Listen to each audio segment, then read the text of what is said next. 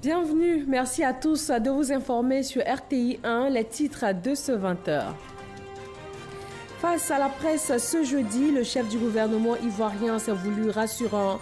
Amadou Gon Coulibaly a présenté les résultats et les perspectives de l'action gouvernementale en tenant compte de 3 axes majeurs, l'évolution économique, le programme social et l'actualité politique et sociale.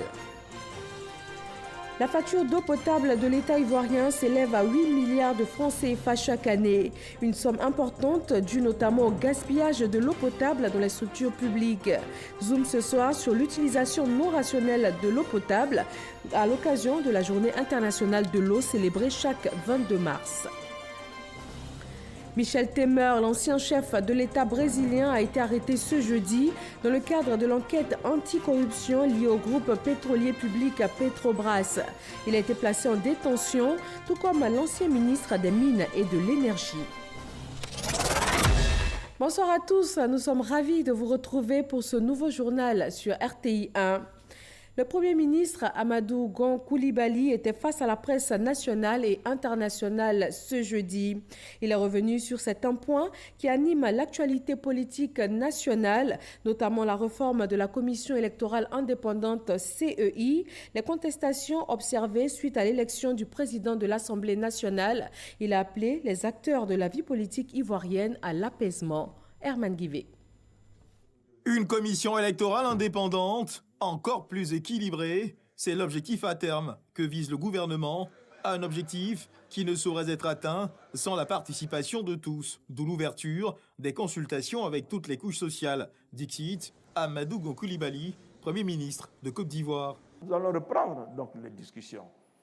Mais ces discussions sont dans un cadre qui est très précis. Il s'agit pour nous très simplement de voir comment prendre en compte les recommandations qui ont été faites par la Cour africaine des droits de l'homme et des peuples. C'est tout. C'est ce que donc nous allons faire. Nous ne ferons pas plus, nous ne ferons pas moins. Selon certaines indiscrétions, certains ex-partenaires du RHDP subiraient quelques formes de pression. Amadou Gon Coulibaly répond sans restriction. Ils étaient engagés dans un processus depuis 2005. Je peux comprendre que tous ceux qui étaient engagés dans ce processus depuis 2005 ne comprennent pas pourquoi ceux qui se sont retirés, donc se sont retirés. Donc je ne vois, moi, pas de pression, bien au contraire. Je pense que c'est peut-être sur ceux qui ont déjà compris qu'il faut donc venir au RHDP pour renforcer donc cette formation politique, pour créer donc cette base de stabilité donc pour notre nation, pour que la Côte d'Ivoire ne vive plus jamais ce qu'elle a vécu dans le passé. C'est peut-être sur certains là-bas à qui on fait pression pour des raisons ethniques. Oui, c'est ça la vraie pression qui est faite et qui n'est pas acceptable aujourd'hui dans la Côte d'Ivoire moderne. Pour ce qui concerne les contestations soulevées par certains groupes parlementaires quant à l'élection d'Amadou Soumaoro en qualité de président de l'Assemblée nationale, Amadou Gon Coulibaly, le Premier ministre, répond. Il faut arrêter de vouloir créer des problèmes là où il n'y en a pas. On a 252 donc, députés. On a 179 députés qui étaient présents. On a 153 qui ont voté de manière effective devant tout le monde dans une urne transparente pour Amadou Soumaoro. Mais où est le débat? Il y a des gens, quoi que vous fassiez, même si tout est réglé, il faut qu'ils disent qu'il y a un problème. Pour le Premier ministre, la recomposition du paysage politique ivoirien ne doit pas inquiéter. Il se saisit d'ailleurs de l'occasion pour lancer un appel à toute la classe politique. Soyons mesurés pour n'effrayer personne. Nous, RHDP, compte tenu de ce que nous représentons aujourd'hui en termes d'élus, en termes d'implantation, nous sommes convaincus donc, que nous travaillerons à faire en sorte donc, que le climat dans ce pays soit donc, apaisé. C'est un engagement fort du président de la République. Donc, ne nous faisons pas peur. Ne nous faisons pas peur et ne faisons pas peur donc, aux autres pour rien. Un énième grand oral, au terme duquel il aura répondu à chacune des grandes interrogations formulées par les journalistes avant de conclure. La Côte d'Ivoire est bien partie sous le leadership du président Ouattara. Moi, j'ai confiance à l'avenir du pays. continuons la main dans la main à travailler. On a un avenir radieux donc devant nous. Le Premier ministre n'a pas occulté le volet économie. 727,5 milliards de nos francs d'investissement sont nécessaires afin d'améliorer les conditions de vie des populations. Amadou Gon Coulibaly s'est félicité du taux de croissance en hausse régulière. Jean-Luc Gbangbo. Un taux de croissance de 8,6% en 2018 contre 0,8% entre 2000 et 2010. Un PIB par habitant qui passe de 560 300 francs CFA en 2010 à 745 200 francs CFA en 2017. Les indicateurs sont indéniablement au vert pour l'économie ivoirienne. Cette conférence de presse a été l'occasion pour le Premier ministre de revenir sur les impacts de cette embellie sur les populations ivoiriennes. Les revenus du monde agricole sont passés de 3 368 milliards de francs CFA en 2012 à 5 653 milliards de francs CFA en 2015, soit une hausse de 68%. En outre, la hausse du SMIC, qui est passée de 36 000 francs CFA à 60 000 francs CFA en 2014, et le déblocage du salaire indiciaire des fonctionnaires et agents de l'État en 2015 ont contribué au renforcement du pouvoir d'achat des populations. Une dynamique à préserver. Le deuxième programme national de développement, PND, permettra au pays de renforcer ses infrastructures de base dans divers domaines. Ainsi, la mise en œuvre des deux PND permet de positionner et de maintenir notre pays dans une dynamique de forte croissance tout en garantissant un cadre macroéconomique de qualité et une forte attractivité des investisseurs, tant nationaux qu'internationaux. Le Premier ministre reconnaît cependant que cette année de croissance soutenue ne permet pas d'effacer le lourd passif social laissé par plusieurs années de crise. Les attentes des populations restant encore nombreuses. Le président de la République, son Excellence, M. Alassane Ouattara, a donné des instructions fermes afin que les conditions de vie des populations soient encore plus impactées par les efforts de l'action gouvernementale. C'est un investissement de 727,5 milliards de francs CFA qui est prévu pour améliorer les conditions de vie des populations. Autre point de satisfaction du Premier ministre, l'environnement des affaires garanti par la transparence dans la passation et la régulation des marchés publics. Au total, un bilan économique positif envié par de nombreux pays dans le monde, selon le Premier ministre Amadou Gon Coulibaly. Et toujours selon le Premier ministre, le gouvernement est au travail, la Côte d'Ivoire avance. Vous pouvez compter sur nous, ce sont là ses mots. Il a aussi fait le point des actions dans le domaine du social, de l'éducation, de la santé et de l'emploi. Le reportage de Gabriel Zani. C'est une conférence de presse aux allures de grand oral sur l'action gouvernementale tenue ce jeudi par Amadou Gon Coulibaly, le chef du gouvernement. L'éducation pour évoquer l'intérêt que son équipe accorde à la reprise des cours dans les écoles, le renforcement de la gratuité ciblée, la réduction de la pauvreté par l'augmentation du nombre de bénéficiaires des projets philo-socio-productifs en passant par l'accès au logement, l'emploi des jeunes. Le Premier ministre a fait le tour des questions sensibles touchant au quotidien des populations. Le programme social du gouvernement comprend la mise en place de 156 actions, dont 67 projets majeurs, 57 réformes et 32 mesures d'accompagnement de l'action sociale, dont 12 mesures phares qui représentent un montant de 727,5 milliards de francs CFA. Ce programme aborde les problématiques sociales avec beaucoup d'ampleur et de pragmatisme, afin de garantir des résultats immédiats et surtout durables. Le gouvernement est au travail. La Côte d'Ivoire avance. Vous pouvez compter sur nous. Une assurance qui appelle à la solidarité aux efforts du gouvernement. Les élèves doivent reprendre le chemin des classes, a dit le Premier ministre. Pour cela, les enseignants doivent lever leur mot d'ordre de grève. Le chef du gouvernement les y encourage. L'ensemble donc des mesures pour les fonctionnaires, dont donc les enseignants, sur la période de 2013 à 2019, représente 1473 milliards de francs CFA. C'est dire quand même que des efforts importants ont été faits pour la fonction publique et ont été faits particulièrement pour les enseignants. Nous constatons un dégel, des discussions sont en cours et moi je me félicite que cette nouvelle ambiance donc, puisse naître, qui a conduit au fait que ceux du primaire et du supérieur ont repris donc, les cours et sont en train de discuter avec le ministère donc, de tutelle sur les questions qui sont en suspens. L'avancement indiciaire des fonctionnaires coûte à l'État 126 milliards de francs CFA par an. Selon Amadou Gon Coulibaly, les défis du gouvernement sont tout aussi nombreux que les enjeux.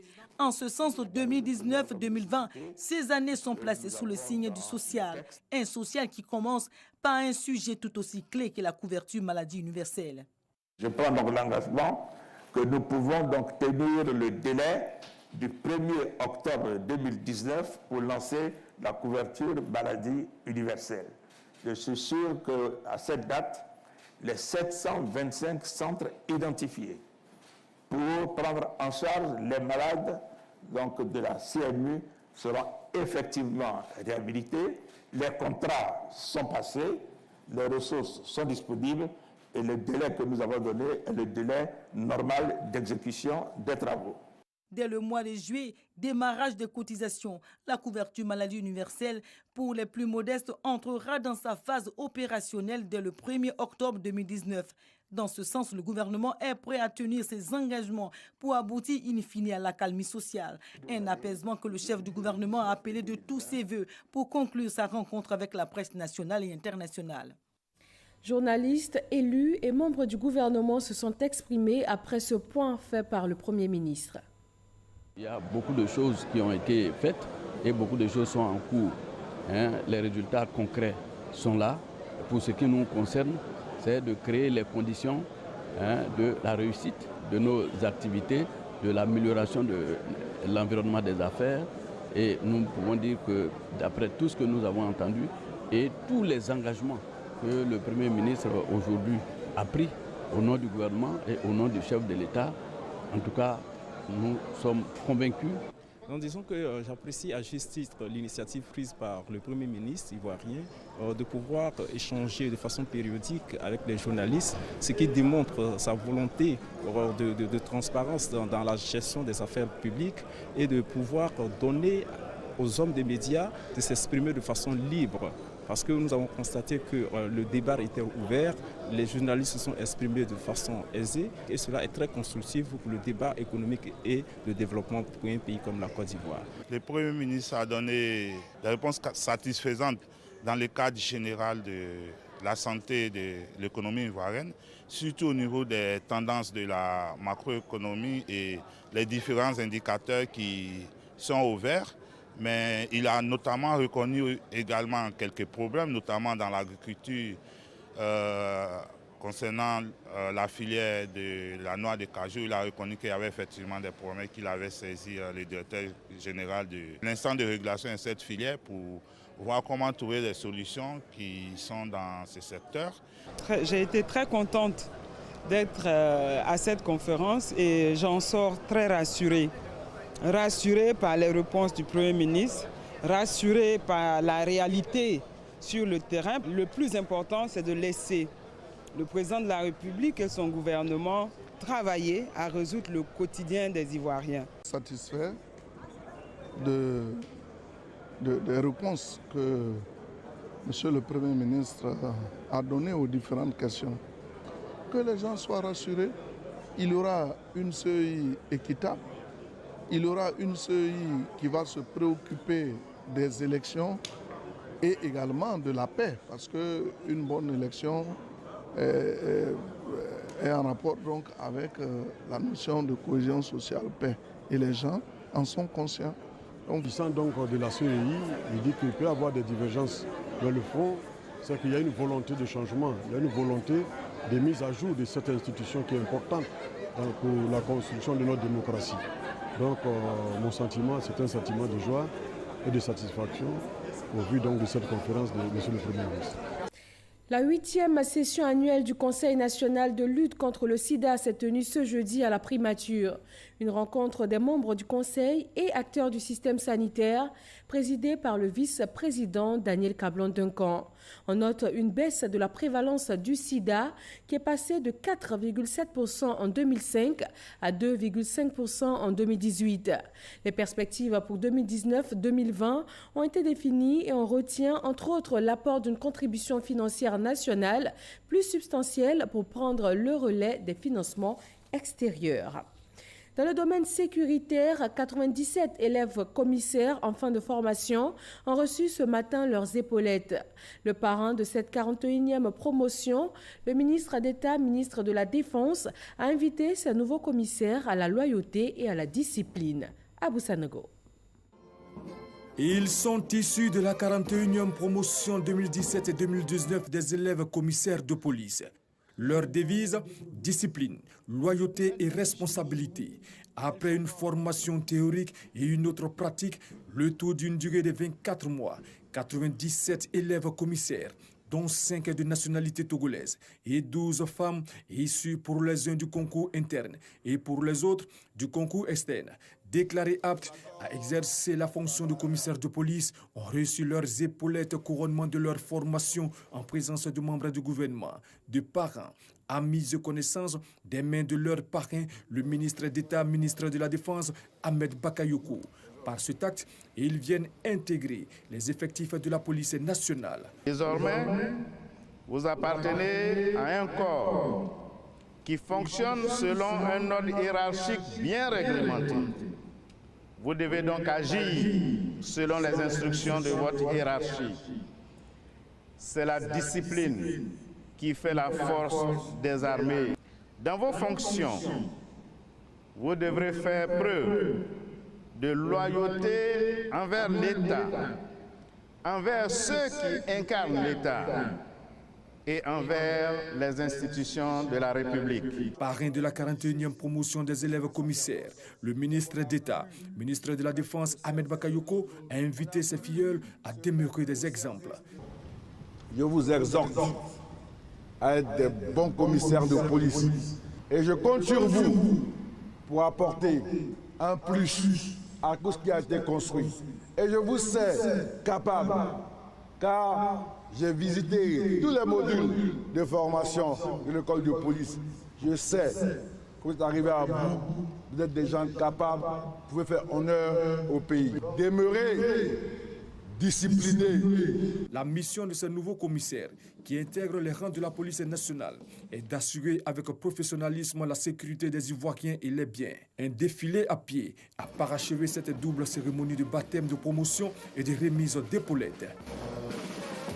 Cérémonie de passation de commandement à la 3e Légion de la gendarmerie de Bouaké. La 3e Légion mobile et la 3e Légion territoriale enregistrent l'arrivée de nouveaux responsables.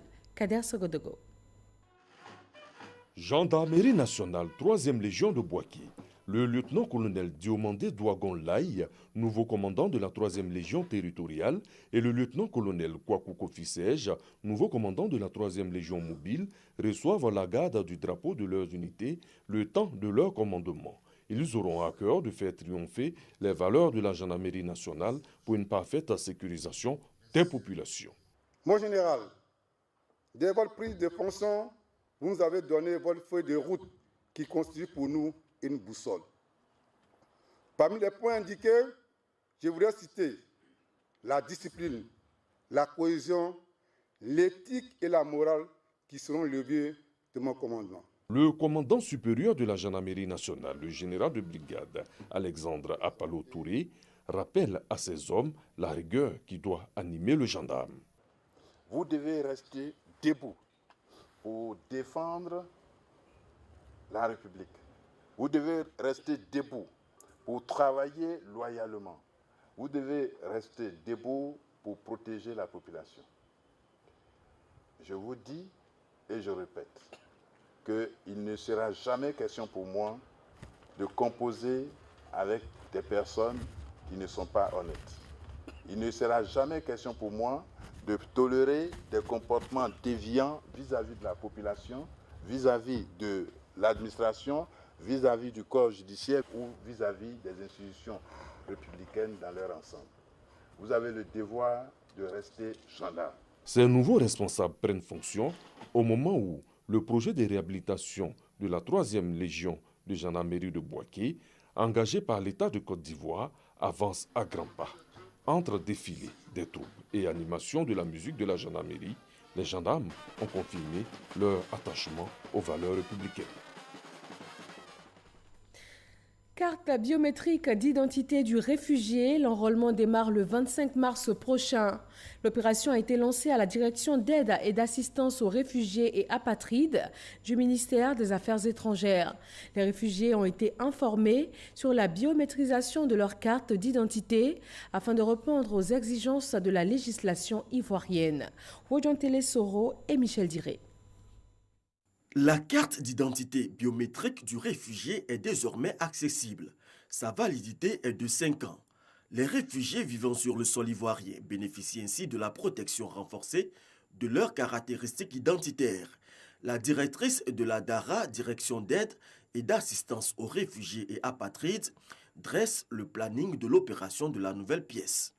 Chers sœurs et frères réfugiés, je compte donc sur vous pour participer massivement aux opérations d'enrôlement qui seront menées de façon simultanée par les équipes de l'Office national d'identification, appuyées par les agents de la DARA, du lundi 25 au vendredi 29 mars 2019 à Abidjan, Guiglo, Danané, San Pedro et Tabou. Le spécimen de la carte d'identité biométrique du réfugié présente 2 faces. Au recto, l'identité déclinée du détenteur et sa photo, et au verso, des mentions complétant l'identification avec la prise en compte de la signature.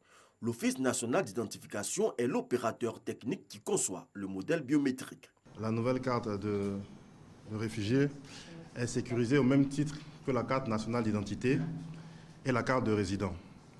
Et cette sécurité-là se fait à 2 niveaux. Le premier niveau de sécurité, c'est au niveau du process même d'enregistrement des individus. Donc, ces 3 titres-là passent par le même process d'enregistrement. La première étape, c'est la collecte de l'ensemble des informations. Donc, on récolte à la fois la photo, la biométrie et l'ensemble des informations alphanumériques qui sont enregistrées dans un équipement mobile. Ensuite, l'ensemble de ces informations-là sont centralisées au siège de l'ONU.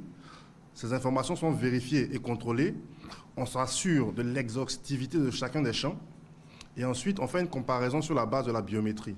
La question est résolue avec la décision prise par les autorités ivoiriennes d'établir des cartes, n'est-ce pas, qui répondent à ces normes biométriques. Et je crois que ça va faciliter l'accès à des services, ça va faciliter leur circulation. 1000 personnes sont concernées par cette première phase d'enrôlement qui s'étend sur 5 villes du pays.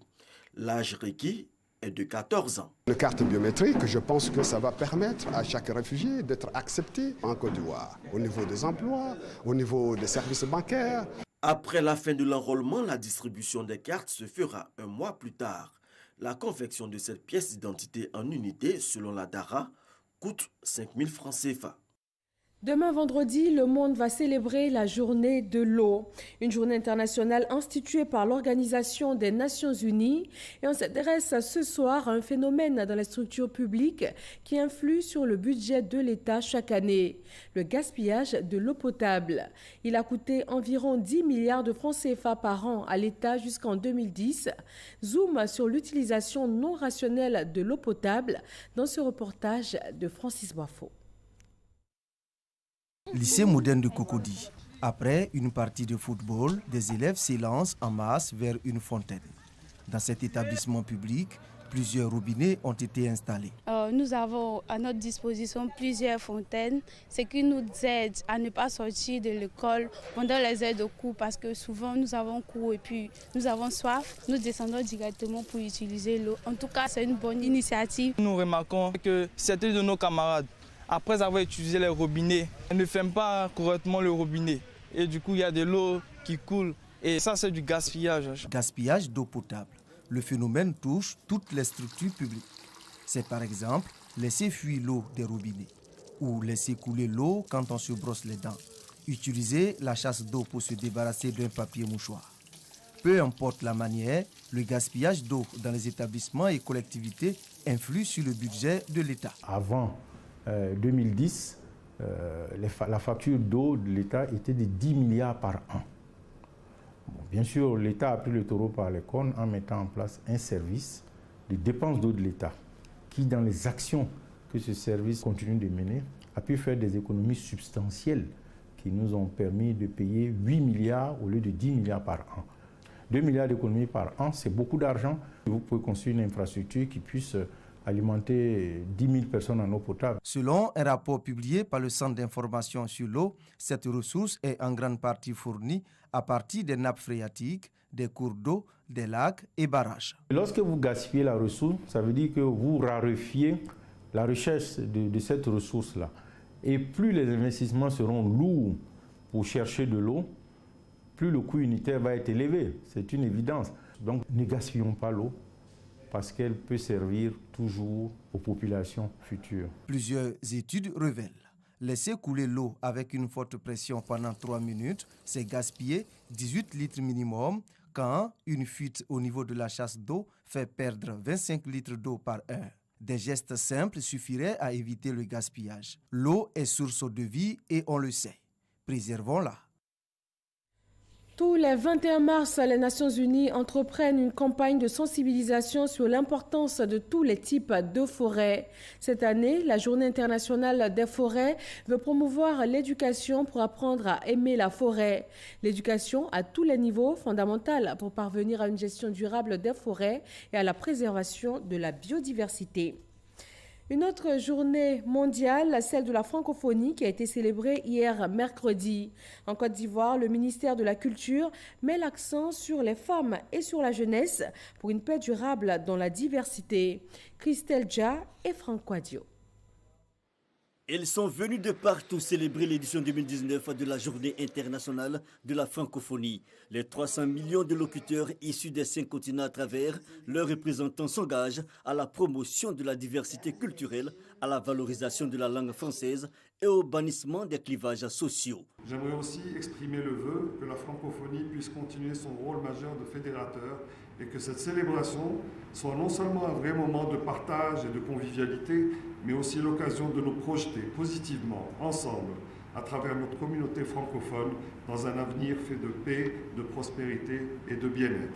Si à l'international, le thème retenu est en français, s'il vous plaît, en Côte d'Ivoire, le ministère de la Culture et de la francophonie met l'accent sur les jeunes et les femmes autour du thème « Paix, citoyenneté et développement, les femmes et les jeunes de Côte d'Ivoire s'engagent ». Une stratégie de mobilisation, mais aussi d'invitation de toute la population vivant sur le sol ivoirien à aller résolument à la réconciliation et à la paix durable. Faire de la langue française dans toute sa diversité une langue de rassemblement, une volonté du ministre de la Culture et de la francophonie. Ici en Côte d'Ivoire, nous avons enrichi la langue française parce que, oui, la langue française, c'est bien cette langue choco dans laquelle je peux dire tout ce que je veux. Et vous formulez des douaous. Danse, prestations artistiques et expositions n'ont pas manqué à ce grand rendez-vous de la langue française. Chaque année, plus de 900 millions de personnes issues de 88 pays adhèrent à une francophonie diversifiée. Dans le domaine de l'affichage publicitaire, le ministère de la Communication et des Médias installe une brigade de lutte contre les panneaux publicitaires anarchiques. Les 3 agents de cette brigade ont la mission d'assainir et aussi de réorganiser le secteur. Chris Diomondé et Franck Quadio. Une brigade pour lutter désormais contre l'affichage non conventionnel. Capitaine Yobakari, sous-lieutenant Edwige Dao, et Innocent Fatou, respectivement chef de la brigade, chef des opérations et chef de la cellule administrative pour la lutte contre l'installation anarchique des panneaux publicitaires. Ils viennent de recevoir leur kit pour l'accomplissement de leur mission sur le territoire national, une action du gouvernement qui s'inscrit dans le cadre de la politique de démantèlement des panneaux publicitaires illicites. Le district d'Abidjan ne devrait pas accueillir plus de 3000 panneaux. Or, il nous est malheureusement donné de dénombrer plus de 6000 supports publicitaires sur ce seul territoire. Le gouvernement ne pouvait laisser prospérer de tels agissements qui, vous en conviendrez, participent à l'insalubrité et à l'insécurité routière, mettant en danger le bien-être de nos populations. La sensibilisation, puis aujourd'hui la répression. Pour le ministre de la Communication et des Médias, cette stratégie vise à assainir le secteur.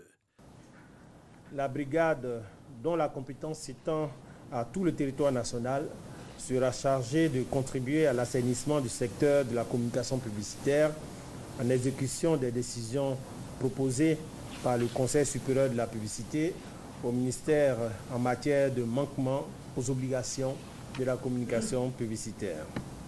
Les panneaux publicitaires anarchiques identifiés seront détruits par le Conseil supérieur de la publicité CSP. L'organe entend multiplier plusieurs actions en appui avec les forces de l'ordre très bientôt sur toute l'étendue du territoire. Objectif, réorganiser l'affichage publicitaire. Dans l'actualité internationale, après le passage du cyclone Idai au Mozambique et au Zimbabwe, le bilan passe à plus de 300 morts et il risque d'être revu à la hausse. Les secouristes sont à pied d'œuvre pour retrouver des survivants. L'ONU va lancer un appel au fonds pour aider les centaines de milliers de personnes sinistrées. Nourriture, eau, toit, tout manque, mais la décrue se profile. Michel Temer, l'ancien chef de l'État brésilien, a été arrêté ce jeudi dans le cadre de l'enquête anticorruption liée au groupe pétrolier public Petrobras. Il a été placé en détention, tout comme l'ancien ministre des Mines et de l'Énergie. L'enquête a débuté il y a 5 ans et a déjà conduit à de nombreuses arrestations de politiciens et d'hommes d'affaires, dont l'ancien président du pays, Luiz Inácio Lula da Silva. Et rappelons pour terminer ce qui fait l'essentiel de l'actualité nationale en ce jour. Le Premier ministre ivoirien a tenu une conférence de presse.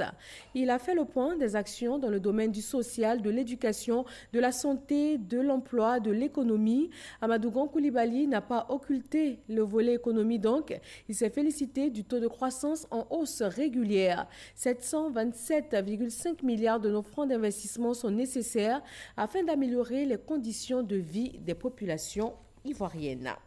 Et c'est tout pour ce soir. Merci à tous de votre attention. Retrouvez à 23h Kolo Coulibaly. Bonsoir à tous.